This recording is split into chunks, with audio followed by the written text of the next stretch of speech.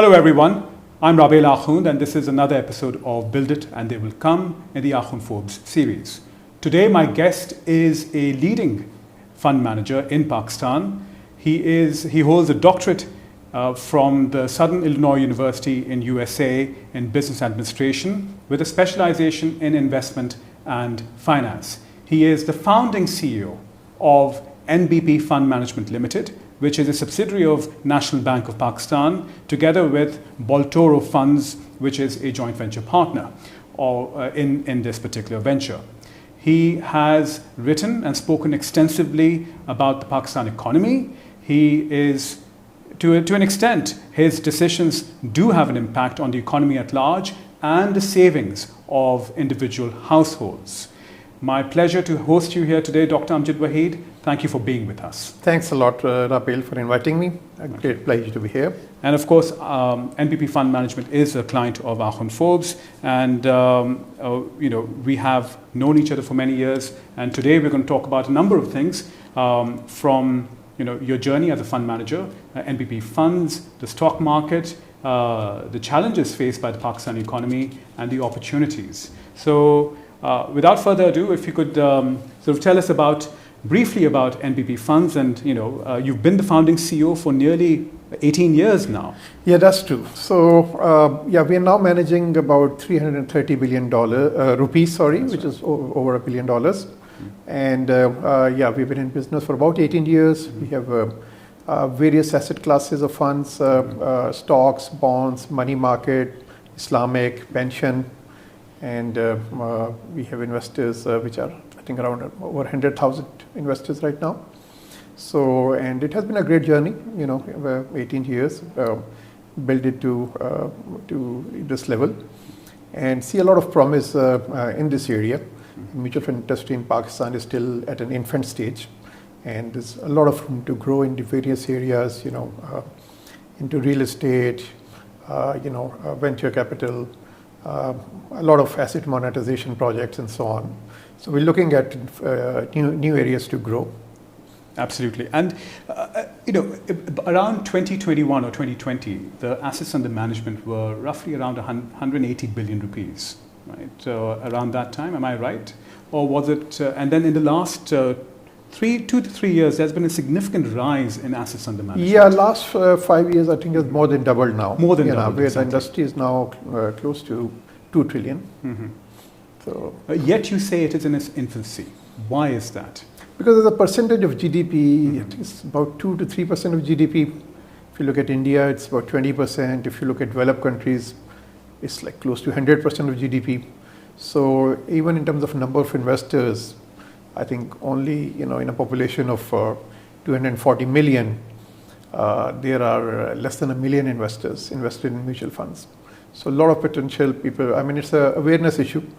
People are generally not aware of the benefits of mutual funds, and I think it's a challenge to go reach people because we have relatively smaller budgets versus banks and so on. But I think with the digital era coming in, it's getting relatively easier to increase our outreach. And you have about 22 or is it 29 mutual funds? And 2 of them are pension funds, and there are several advisory portfolios under management. Yeah, you see, investors have varying needs. Some want Sharia compliant, some are okay with conventional, some want low risk, others are happy with high risk. Some are saving for retirement, and then we also manage a specially managed accounts, what we call, for employee funds, endowments. These are large amounts. And we're managing over 200 of those as well. I see. And you mentioned, now a lot of these are mutual funds, which are, a lot of them are equity funds, fixed income funds, but there aren't many funds out there which are sort of interesting, new, innovative asset classes. For example, real estate is an asset class, it's a traditional one, but the REIT mechanism of transferring real estate assets into funds and then sort of distributing the benefits of income from those real estate assets. The fund management companies have been slow to get into those. Why is that? Yeah, I think so far it has been more like plain vanilla funds. And I think the regulatory environment had also had to come to that level. And so the REIT regulations, I've been engaged for the last like 15 years to try to bring them to that level where there is interest from asset managers and so on. I believe right now they are now in a very friendly for the asset management companies or REIT management companies to launch them.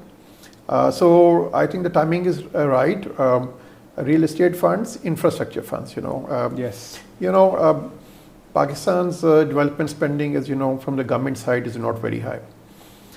So I think even the government is feeling there's a need of public-private partnerships, and so from that angle, we are also talking to the government and the regulator to maybe make some minor changes in the regulations, where we can raise money from investors and do a lot of things which government is doing right now.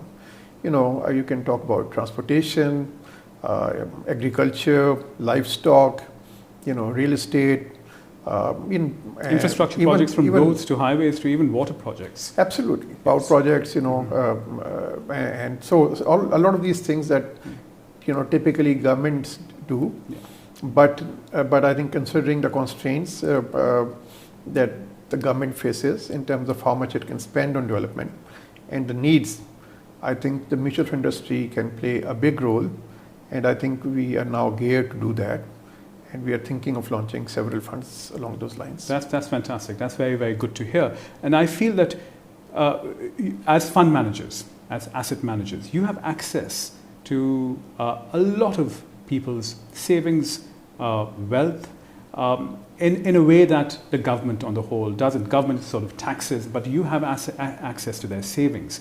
And if you were to mobilize and channel those savings into these new areas, from infrastructure to real estate and other things, you could share the benefits of that growth with a larger number of people. Absolutely. You see, typically a common man keeps the money in a bank, and his or her dream is to build a house. But in a bank, he's earning a low return, and the real estate value is going up at a much higher pace. So he's never able to catch up. He's never able to build that house.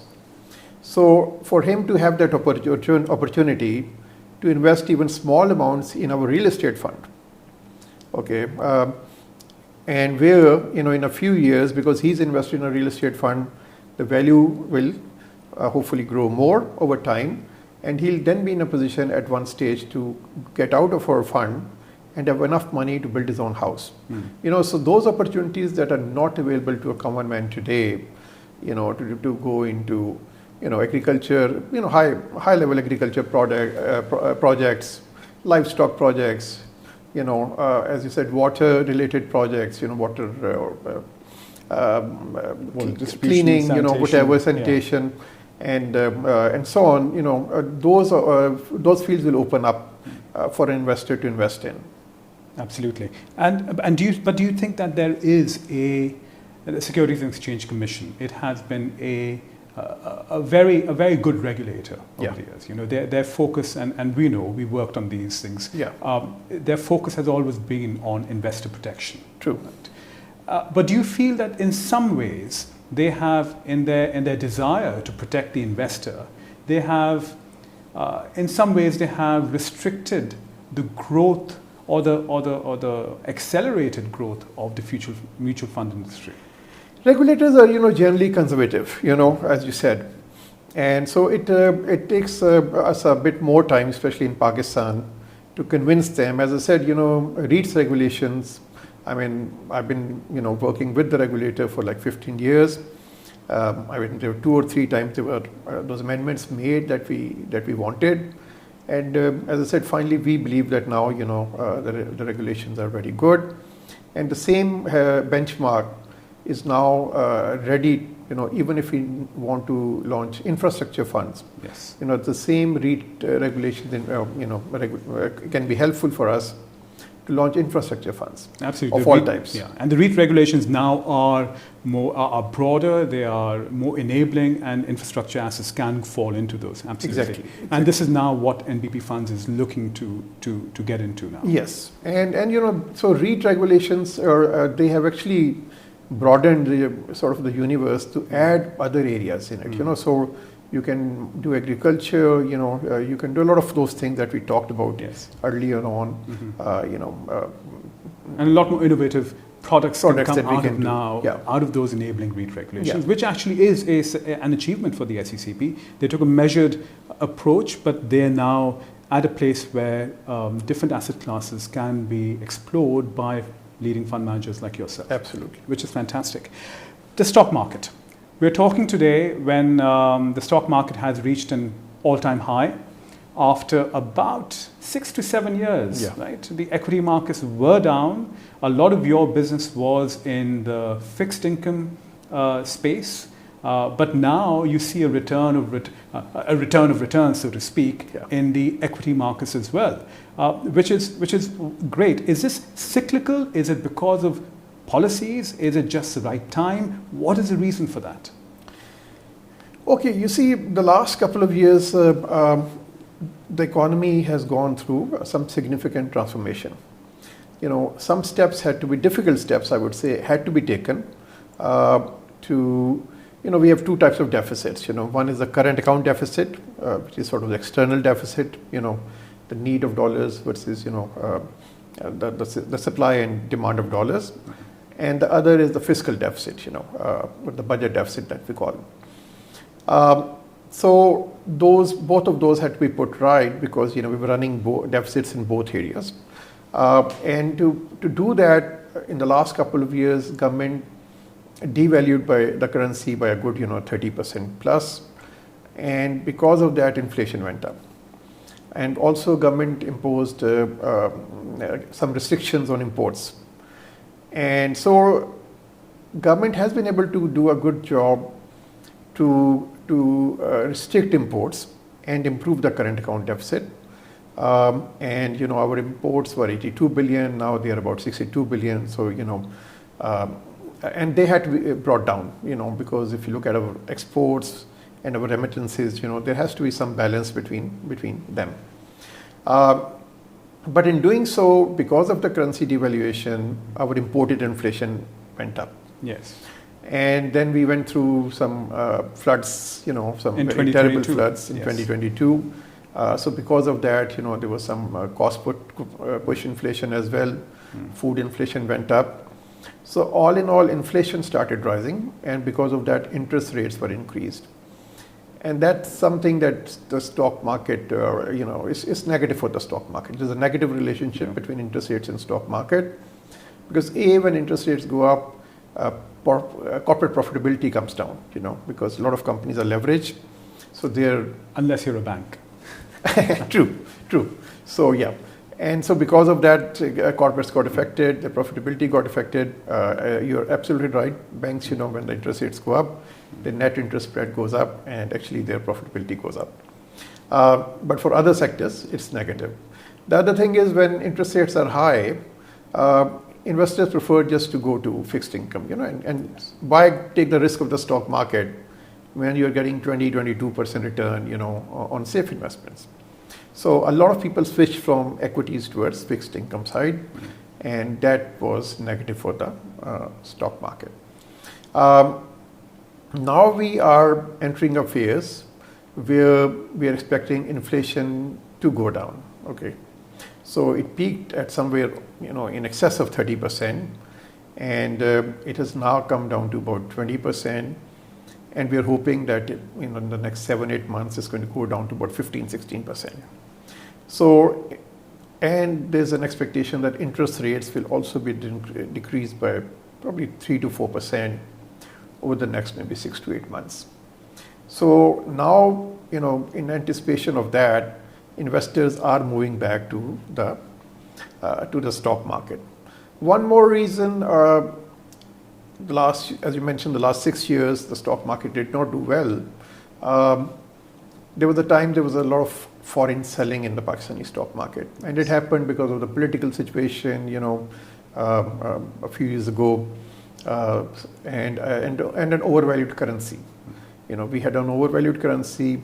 Now, foreign fund managers, when they come to the Pakistani stock market, they're mentally ready to take the stock market risk. Yes. But they are not ready to take the currency risk. And what happened is that there was a time period that our currency got overvalued by a good 20-25%. And foreign investors could see that. Even our state bank was showing that our real effective exchange rate went in excess of 120, Yes. which means our currency was 20-25% overvalued. So that was a time when foreign investors, looking at we have an overvalued currency, started selling. And that put a lot of pressure on the market. And so we saw the last 5 years or so, 5-6 years, we saw the stock market go down because every year on average $400 to $500 million of foreign selling was coming in. Now, basically, there is less investment of foreign investors in the stock market. A lot have redeemed. And B, actually, if you look at the last year, $75 million actually came as foreign portfolio investment in the market. So now that trend is changing, because if you look at our real effective exchange rate, which actually shows how how our currency is valued, it's now around close to 103, 104. So it's not, the currency is not that overvalued as it used to be. Okay, and the other thing is, because the stock market went down the last few years, the valuations became, very attractive. Very attractive. If you look at the price earning ratio, from something like in excess of 11, it has come down to 4. And corporate profitability has been very good. The last 3 years, it has averaged about 30% per year plus. So because of that, although the stock market has gone up by 60%, over the last 7-8 months, even now the price earning ratio is around 4.5, because corporate earnings, if you look at the first half of this fiscal year, corporate profitability is 50% above what it was in the first half of last fiscal year. Okay. So because of good corporate profitability, actually valuations are still attractive, despite of the fact that the stock market has gone up a good 60% plus. Despite an increase of 60% in the last 2 years. Yeah. Or is it 2 last years? Year, last year. Which is significant. Yeah. 60% in in year. 1 year, yeah. Which is fantastic. It's fantastic. And despite that, is still, if you're a value investor, there's still value to be found because of price earnings ratio. Yeah. What is the average price earning ratio in the region? If you see India, Bangladesh, maybe Vietnam, the other developing countries. Okay, if you look at this Central Asian, South Asian region, including the East Asian region, it is around, I would say 12 or 13, and we are at around 4.5. So there are bargains to be picked up. Yeah, so it's quite attractive. Mm-hmm. We are generally at a discount to some of these countries like China or Malaysia or Indonesia. Mm-hmm. But right now that discount is a lot more than what it typically is. Yeah. So certainly, and even if you look at the historical pattern, our historical price to earning ratio has averaged 8 times. So we're well below our historical well average. Below that. So if anything, we have to get up to that. Yeah. So there is a lot of... There's a very good upside potential. Lot even somebody there. Investing today in the stock market has a very good upside potential. Yeah. Especially, we are hopeful that we will enter a long-term agreement with IMF. Yes. Maybe minimum 3 years, hopefully by July. And that will bring some certainty, and comfort to the investors. And once that is done, we are hoping that the stock market will see another rally in the stock market following that. That's fantastic. But and already there are signs, the noises coming out of the IMF which are very positive. Right? They just completed our sort of interim program, and now we're talking about a larger, extended, long-term facility, a longer-term program which is going to be larger, probably one of the largest that Pakistan's ever had. Now, I understand these are debt programs, so it's nothing to celebrate as such. But nevertheless, these programs are essential to stabilize the economy. Absolutely. And if you follow through with them, then you come out at the other end stronger and healthier. Certainly, it brings in the discipline that, sometimes, for a political government, that discipline is important, but sometimes, obviously, being a political government, they get carried away, giving some, relief to sectors, so I think that's a check on that. So that's why it gives a comfort to the investors that, that there's a certain discipline that will be followed. And as I said, the current account deficit side we have managed very well over the last couple of years, and it's now quite manageable. The fiscal deficit is still about 7 to 8% of GDP, still quite high. And there, I think there's a need to broaden the tax base, bring in real estate, agriculture, retail sectors under the tax net. And also, I think there's a need of a significant reduction in the size of the government. Yes. The size of the Pakistani government has grown tremendously over the last, couple of decades, both on the federal level and the provincial level. And there are economists who say that even if you reduce that by 1/3, there'll be no impact on the efficiency or delivery of the government. So I think we need the government needs to work on that to reduce the size of the government. And one more important element is privatization. The state-owned enterprises, in terms of their inefficiencies, corruption, waste, the subsidies and the grants that they're getting are in excess of 1.5 trillion rupees, per year. That's about $5 billion. Which is about $5 billion. Yeah. Yes. So, and I think... and these are subsidies and grants going to state-owned enterprises, which are not the most efficient enterprises out there. No, not at all. And a lot of them are loss-making as well. Yeah. And so I think we need to get rid of all of them, whether they are profit-making or loss-making. Government, in my view, has no business or to be in business. So, and I think that mindset is finally developing. We are seeing that PIE is up for privatization in June. Yes. But I think a lot more will come. And I hope that within the next 5 years, we're able to privatize all of these state-owned enterprises and reduce those proceeds to reduce our debt. Yes. Not make it a part of the budget, but use those proceeds to reduce our debt. And so we benefit both ways. We don't have to give these huge subsidies to the state-owned enterprises. And then whatever proceeds we get from selling them, we can use those to reduce our debt. Yeah, I can't talk about the PIA privatization because Akhund Forbes is involved in it. But let's talk about some of the other privatizations. Let's talk about railways, for example, or even the post office. Because, for example, in the UK, you had the Royal Mail, which was privatized. It created huge opportunities. We also have Pakistan Railways, which is actually a loss-making behemoth, which is not providing any services of the kind that they should be to the common man or person. But what are some of the other assets that you think can be successfully privatized? And of course, privatization is a difficult subject in a developing country where a lot of employment is generated from the government. So how do you get around that and make a successful case for privatization of these assets? Apart from the economic case, what is the case for the people? Well, you see, first of all, if the taxpayers' money, $5 billion is going to subsidize these sort of mostly inefficient organizations, that's a loss of the people. These taxes are coming from the people to start with. I think there's a case that, obviously these state-owned enterprises have a lot of employees. So there's a case that you need to be sympathetic to that. You need to come out with good golden handshake programs where they go reasonably happy. Okay, and I would say, even if you just tell, let's say 1/3 of the government employees, okay, just go home.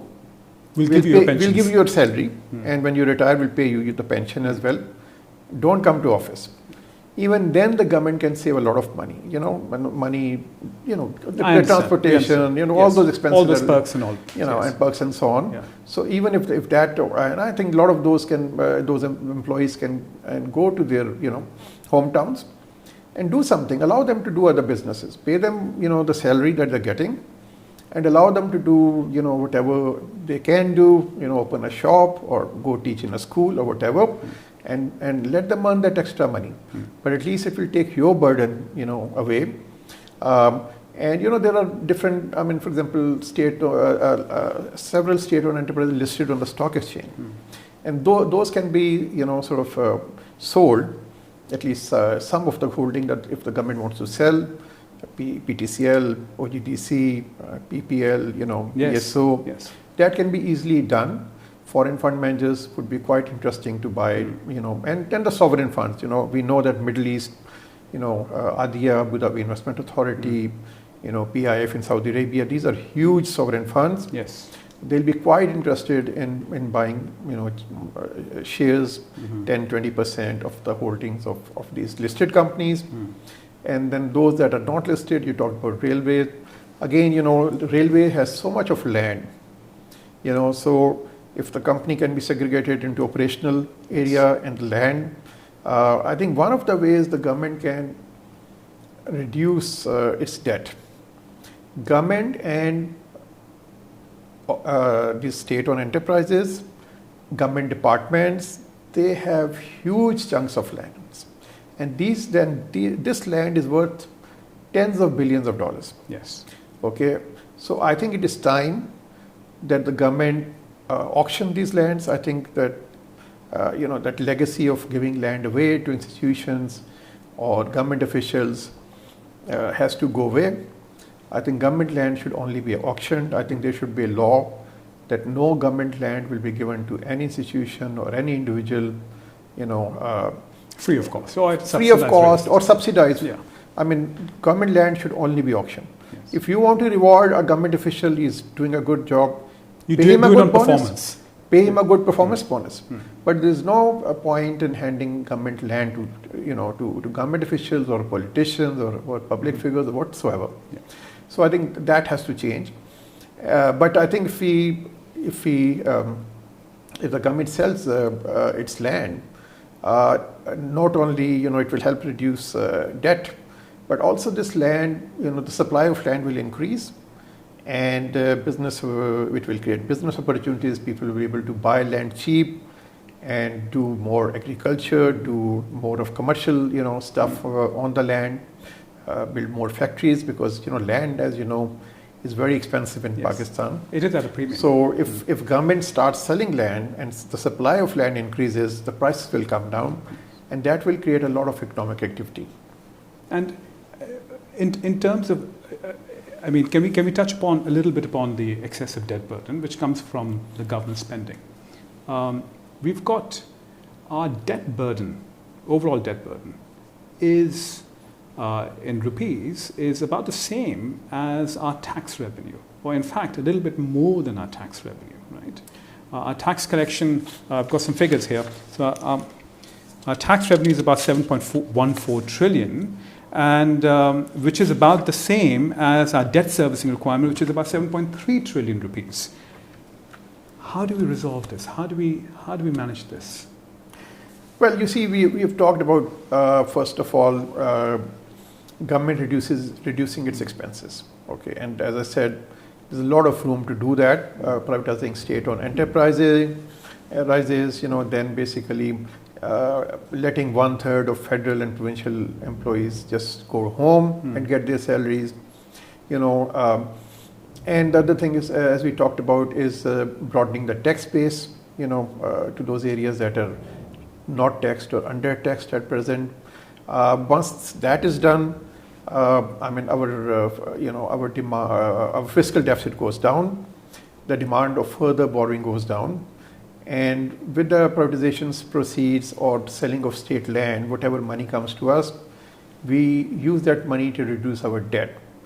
When our debt goes down, the debt servicing burden goes down. Agreed. So that's all what we need to do. Yeah. So and in one of your papers about monetizing state assets, you're a great proponent of privatization and not just privatization, but also selling off government assets. For example, the land that you mentioned. But that's only one side of the picture, isn't it? Because there's another side of the picture is that we need to make our people more productive. Absolutely.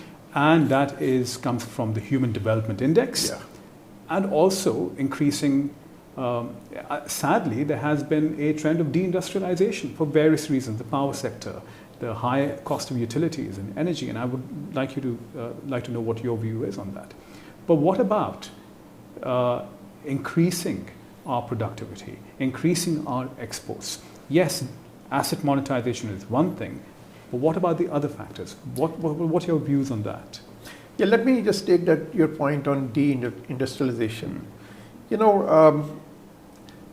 Government, in my view, has overburdened the corporate sector.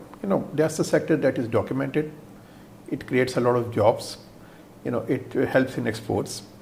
And what we have seen is that, this is a sector where government keeps on increasing taxes. You heard about the super tax that has come in. So the sector that's most productive is being taxed the most. Okay, and that is very counterproductive. I think the government needs to reduce tax rate on this sector. And also now the electricity prices, in Pakistan are out of line with the region. If you look at, for example, electricity rates and gas rates in India or Bangladesh or Vietnam, they are about 50-60% of what they are presently in Pakistan. Obviously, that is not good for industrialization. That's not good for exports. I think there's a need to bring these rates down, and so these sectors are subsidizing. The government. I mean, government is giving electricity at cheaper rates, to a common man, which is fine. But that subsidy should come from the government, from the taxpayers' money. It should not come from the industry. Right now, there's cross-subsidization that's taking place, and that's hurting our industry.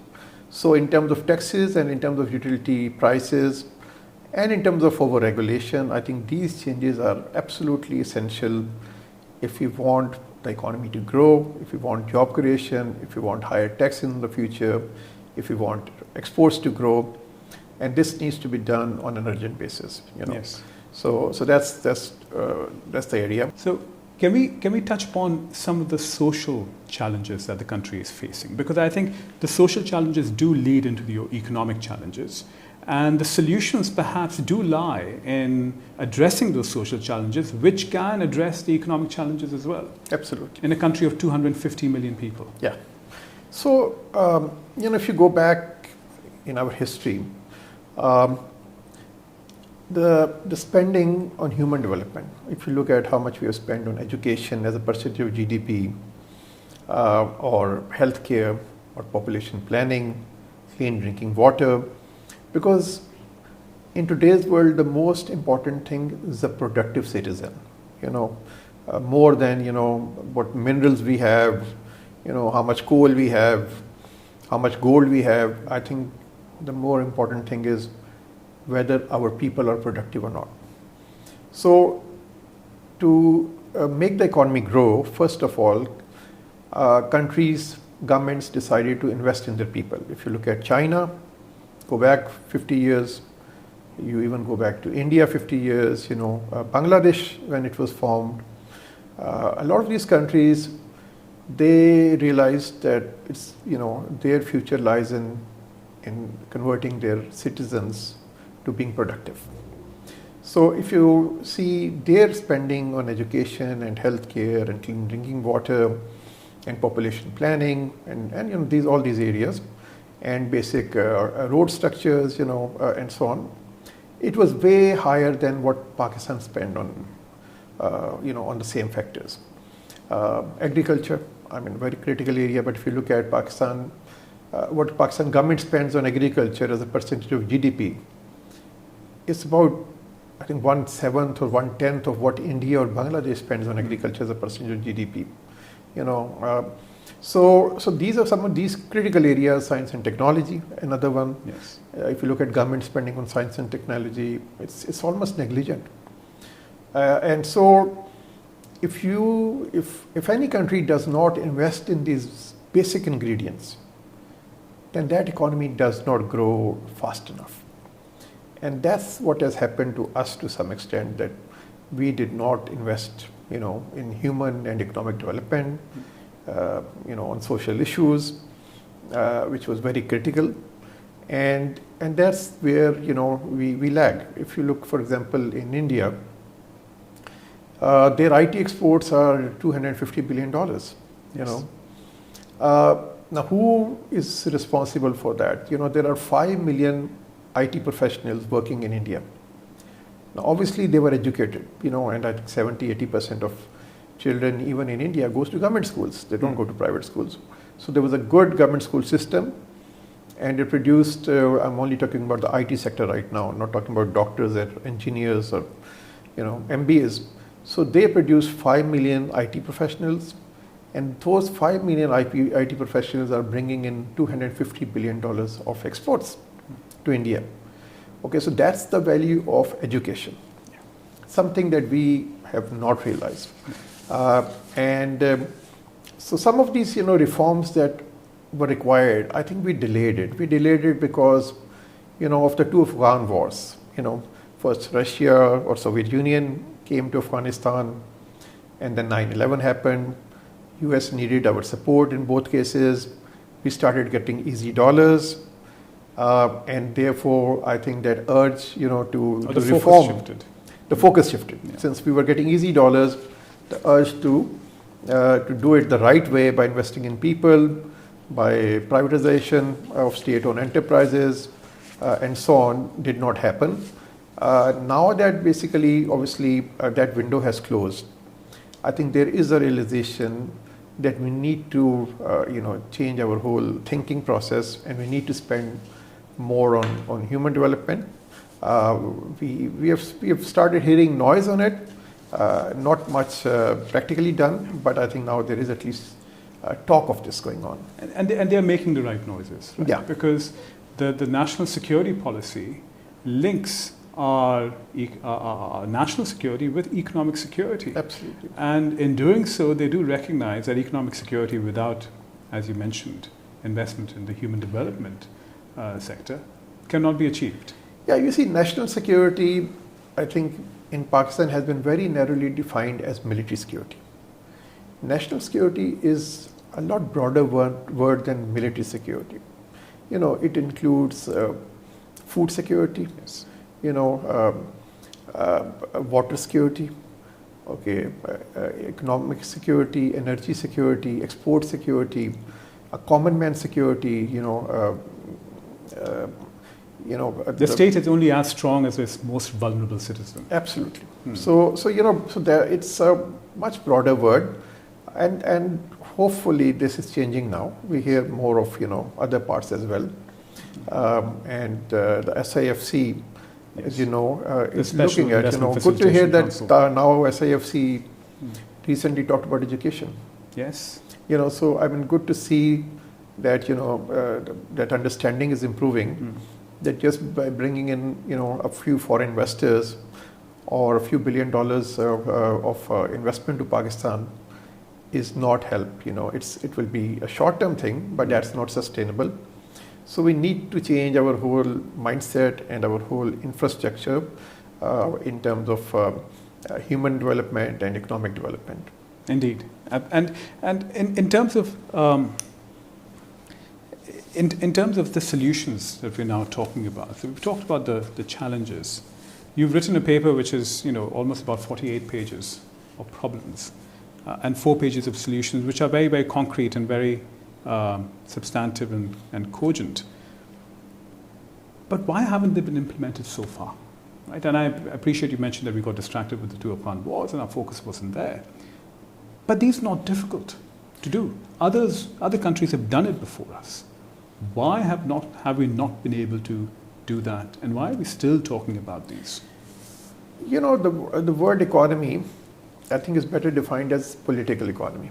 You know, there's politics involved in economy. So, for example, take privatization.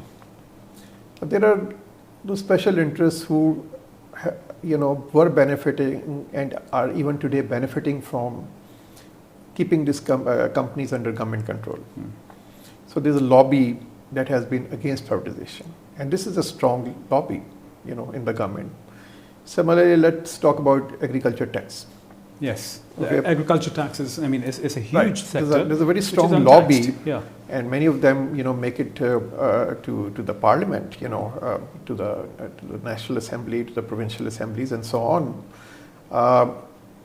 And that's one of the reasons that you see that they hardly pay any agriculture tax. So when you talk about these reforms, there are certain vested interests that are linked to these these benefits, the status quo, and it's not easy to let them go of the benefits that they're enjoying. But when things get tough, as they are now for Pakistan, then obviously those changes come. I think probably these reforms would have only come when we have reached this stage where now they are absolutely essential. As I said earlier on, these reforms were not carried out because we were getting easy dollars from the US, and then we moved to borrowing. We borrowed as much as we could and avoid these sort of painful reforms. But now we have no option left. And I think it's very clear that we need to carry out the reforms and carry out them in a rather speedy manner, so we don't suffer more, or people don't suffer more by delaying these reforms. Fair enough. And one of the things that you mentioned in your papers is that we have to avoid default at all costs, and I agree with you. But then you also mentioned that we have to be away from more on geoeconomics rather than geopolitics. But is it possible to avoid default, and is it possible to focus on finances without involving geopolitics? Because Pakistan does sit at a very critical space on the map. Yeah. Right? You are nestled underneath China. We have a fantastic Belt and Road initiative, leading from the north to the deep water port in Gwadar, Balochistan. You are flanked by Middle East and then India and the Far East. So it is a very strategic location. How do you separate, and is it even possible to separate geopolitics from the financial needs of the country? Yeah, good point. You see, I have not said that we can ignore geopolitics, but I've said that historically, geopolitics in Pakistan have superseded geoeconomics. I see. We've been more focused on geopolitics, and it paid us off as well, because as I mentioned before, we were getting easy dollars from the US, for the foreign wars. So geopolitics was paying us, and therefore we ignored geoeconomics. And that cannot be done, but for geoeconomics also you need geopolitics. But obviously, that balance between China and US has to be kept. A lot of countries are doing that. Indeed. I think we can do that. We need to have good relations on both ends. But when you talk about another factor in geopolitics, and that's India. Yes. My view is we can benefit a lot by opening trade with India. Okay, so now here comes geoeconomics. Okay, so and this route, which if you look at the old maps, going back 100 years, there was this route going through the heart of Pakistan, which would carry goods from let's say what we call now Bangladesh, and even maybe further off, through the whole of India, what is now Pakistan, to Central Asian republics. Yes, the Silk Route. And back. This route has been blocked for the last 78 years. Okay, we open that route, we will be the biggest beneficiary of that. And so trade, opening these routes, because India is next door, and whether we need to import medicines or food items, or even industry. We want to set up now. We need to go to import substitution because we do not have that many dollars to import everything. For import substitution, we need to set up factories here, industry here in Pakistan, and if we buy industry from India, it will be a lot more cheaper than buying industry from anywhere else. The transportation cost, but even otherwise. Yeah. So a lot what India produces, we can get much cheaper than what we import from anywhere else. So I think it's time now that we look at opening trade with India. We obviously our stance on Kashmir. We continue to hold that stance. We know countries which have issues, but they do trade. Look at India and China. their trade is in excess of $100 billion, despite of the fact that even recently they had a skirmish or two where several soldiers died on both sides. So they have border disputes, but they continue to do trade and investment. Look at China and Vietnam, China and Taiwan. Yes. Where they trade despite of the dispute. So you'll find several such cases in the world. We continue with our stance on Kashmir, but at the same time, wherever it is beneficial for us to trade, we should.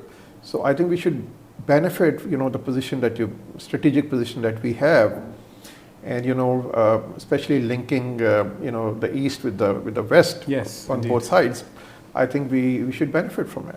Which is in some ways, which is what we did a long time ago when Henry Kissinger wanted a meeting with China. Yeah. Pakistan was that intermediary that arranged that meeting, Yeah. that sort of opened access for the United States to China. Yeah. And we played that role of being the intermediary between the West and the East. And there's no reason why we can't do that again after putting our own house in order. Absolutely. Yeah, absolutely. So we've talked about the challenges, we've talked about the roadmap, but there are several opportunities that are present even today. We've talked about the stock market, and yes, it's a very, very attractive, rosy outlook for the stock market, and of course the international investors. But apart from portfolio investment, there are opportunities for FDI, foreign direct investment as well. What are those? You see, first of all, we have a land where there is a lot of rain in a lot of our areas, which is very good for agriculture and livestock. And we have actually, the potential that we have versus what we are presently doing is very low. So there's a lot of potential. And, if you look at the large business groups in Pakistan, industrial groups, I would say, in Pakistan, many of them have gone now into agriculture, yes, or livestock. And that's interesting. And I think that's diversification for them. Good for the country, because now they can bring in the professionals to do it, and we have huge chunks of land which are right now underutilized, barren, whatever, where a lot can be done. And we import still several $1 billion of food items, and we have potential of exporting several $1 billion of agriculture stuff. So, it's good to see that, the big business groups are now looking at agriculture, and I think there's tremendous potential there if it's done in, scientifically, and I think there could be joint ventures with China, so that's one area that I see. The potential of exporting meat to Middle East is tremendous. That goes with the livestock, angle. Exports. Because we have huge tracts of arable land and huge tracts of land where livestock can actually feed. Absolutely. So we have underutilized it. Corporate farming, has been somehow not, encouraged in Pakistan, but now finally we are taking that direction. Then exports, I think, has a lot of potential. Our exports are very, very low. Even if you compare with Bangladesh, for example.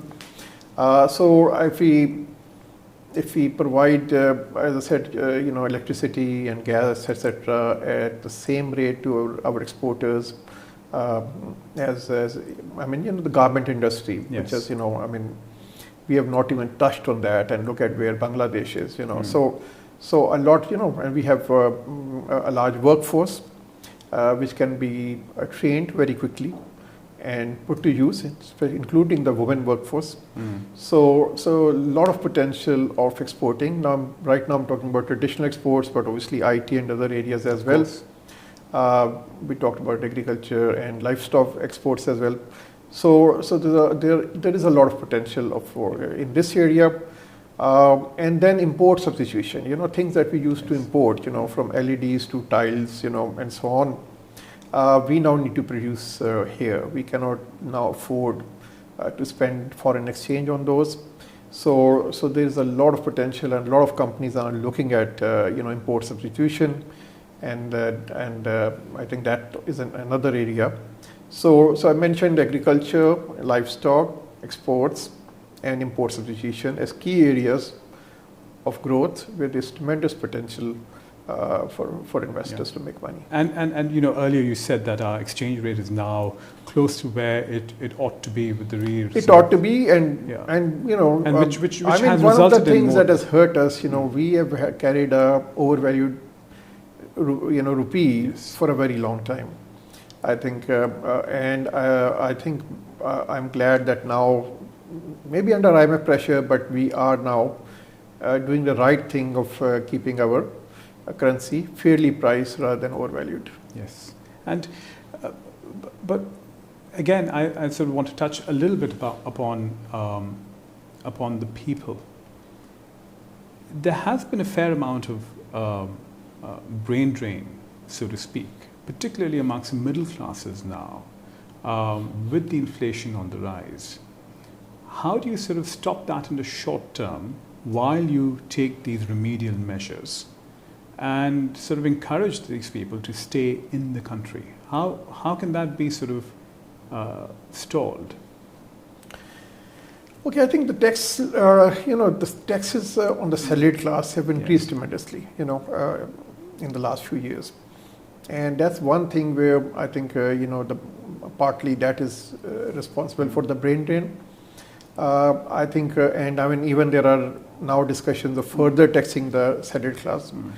I think that needs to be looked at. I think salaries are not very high here. Yes. Okay, so I think one has to be careful.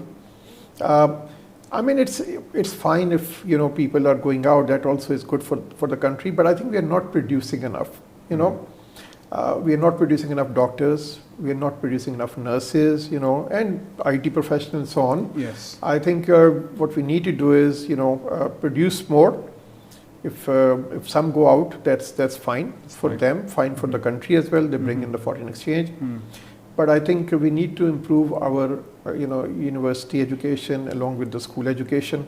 That's a huge area, but can be done. It can be done. Okay, so we need to change our coursework. Make it more practical, and we need to see even where the demand is. For example, probably the demand for plumbers is more than the demand for engineers. In certain countries, we need to look at all that.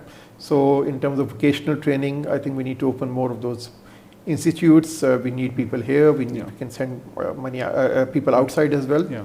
So we need to focus. Government has, in my view, never focused on these things. Whether it's basic education or university education, the quality, the quantity, vocational education. The focus has been missing. The focus has been missing. Yeah, and now it's time to actually focus on that. Yeah. And the reason I mentioned sort of keeping our best here, and of course I agree with you that if they go abroad, then that's also good for the economy, is because if we are to attract FDI, which we are now, and it's looking as we have been in the past, and there was a slowdown, but it's picking up again. We've attracted a fair amount of FDI in different sectors, and now new sectors are opening up for foreign direct investment. We would need those intelligent people to actually stay back and contribute to the economy. And one of those is, of course, mining.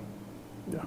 Right? We've got huge reserves. Yeah. Would you, apart from agriculture, which other sectors are there in your view which can attract such FDI? Yeah, absolutely. What you mentioned about mining is something that skipped my mind. Certainly, a lot of potential in that. And agree with your point. What's happening is that, as I mentioned earlier, corporates have been overtaxed. Okay, Yes. Because of that, their profitability is squeezed because A, the economy is growing slow now. B, the overtaxation. Because of that, their profitability is squeezed, and they are not able to offer higher salary increases in Pakistan to compensate for inflation. Agreed. So, I mean, based on what I look around, being on certain boards and so on, the average increase given to employees over the last couple of years has been about 13-14%. I'm talking about right now the private sector, the corporate sector. Whereas inflation has averaged about 30% per year over the last couple of years. or 25%, if maybe. Compare that with the government. Okay, they got salary increases of 30 to 35% in 1 year and last year. And the private sector, because of overtaxation, because of slowdown in economy, they got salary increase of 13, 14%.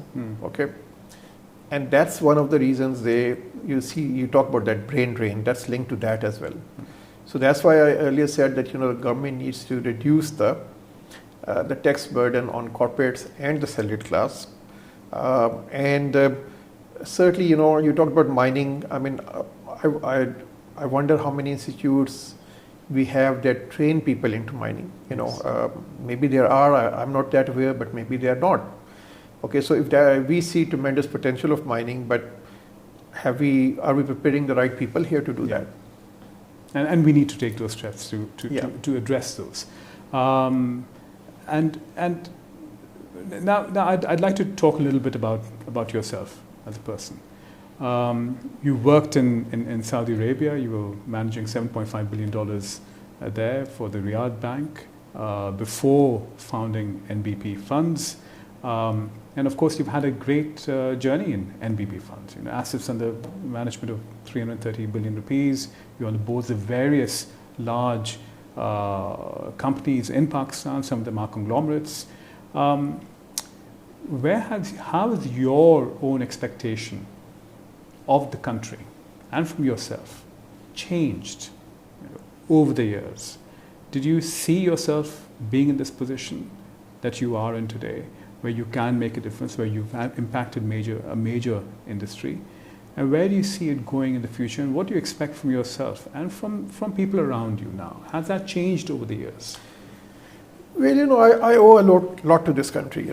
I mean, I think to have that opportunity to come up, when I became CEO of this company, I was around 45 years of age. That in itself was something new, because before you would become a CEO when you were like 55 or 57. So even that was a transition where you could become a CEO at 45.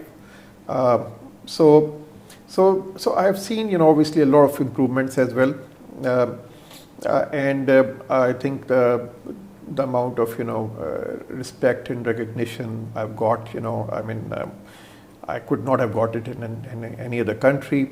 So I've really enjoyed, and I'm very happy with certainly I think that the potential of this country is a lot more than what we have achieved. And I think some of these roadblocks we have talked about, if they're removed, the country can grow faster. The people can, certainly progress more as well. So that's an area where I sometimes do, feel frustrated or a bit depressed. We have such good youth. I see people in offices, working hard till late night. But 70% of the outcomes are linked to the macro environment. That's true. And 30% are linked to what we do in our offices. Yes. And I think even that realization is not there even among professionals or even entrepreneurs. So that's why we have focused more on our business and less on changing the direction of the government. True.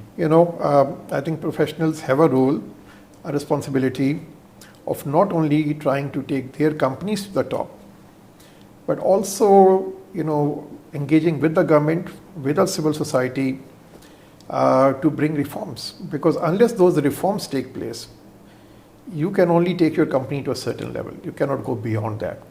Okay, so I think we need to realize that, if the macros are well, a country like India, which is on the rise. So, if there are 10 people who will start a new business, maybe, 7 or 8 will be successful because, the tide is in favor of them.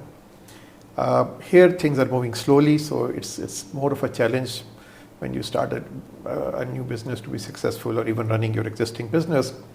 So I think we as professionals have a responsibility to engage more with the government, to change the mindset there, to engage more with the civil society, to bring that change, Yeah. which goes beyond just our call of duty of working, within our own company. That's a very pertinent point, and this has changed for you over the years. You're more and more involved in these social initiatives, in speaking at fora. Absolutely. Education, for example, 7 million children are not going to school in just Sindh. Yes. We talk about 25 million children not going to school in the country. So we have now, gone to the Sindh High Court through Yes. an organization.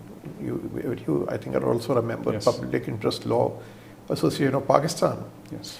We've gone to the court that, it's a constitutional obligation of the government to send the children to the school. It's written in the constitution, free and compulsory education for all children 5 to 15-year-old. Mm. And in reality, half of the children of this age are out of school. We plan to file similar cases in Punjab as well, KPK, Sindh. And along with that advocacy, talking to, Yes. I have had several meetings with the education secretary, the education minister, and so on. It's a passion. It's not obviously a part of my job. It's Of my course. passion. I mean, to see, such potential being outside school, 25 million children. I mean, and I mentioned just It's 5 million heartwarming. Yeah. children in India contributing $250 billion to their exports. And we have 25 million children out of school. So I think these are the areas where I would like more professionals to get involved, get engaged, and try to bring that change. Yes, and be that change yourself, and how much, just to sort of touch upon a few last things. How much has your role as a CEO of one of the largest fund management companies in Pakistan made you? And obviously you manage a large team. You have a large sales force that is not just in the office but also outside in the field. You have a large team within the organization. How much of that has made you more empathetic towards, the people around you and the people at large? And how important is empathy in your role as a CEO? Yes, the basis, whether you're dealing with your clients, the investors, whether you're dealing with, with your employees, I think it's a key factor. The relationship of, financial planner or what we call ourselves, or an investment planner or a fund manager with an investor is similar to what a relationship of you as a lawyer is with your client: confidentiality, Yes. Ethics, integrity, or a doctor with a patient. So I think it's very important, and that's the lesson that keep on, thrusting on my people as well, that when they go and deal with the investors, they need to keep investors' interests, above, the company's interests, and in the short term it can cost you as well. But in the long term, the credibility that it brings, is enormous for the company and yourself.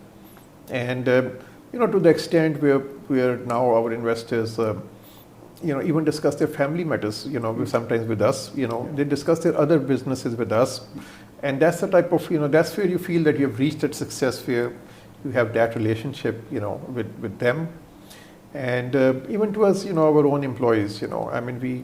The last 2-3 years, as inflation has been tough. Challenging. Yes. So what we have done is, if you look at, sort of the relatively, those employees who are in junior grades, we have given them a much higher salary increase than those in the senior grades. Yes. Because we know that they are getting, affected more than, we can still survive, but they are living on basics. So we have given them an increase which is much higher than what we got, at the senior level. Yeah. And those type of things, do make a difference, Of course. Thank you very much, Dr. Amjad. This has Thank been you, a Rabel. wonderful and pleasurable discussion with you. Same here. Thank you so much for your time. Take care. Thank you.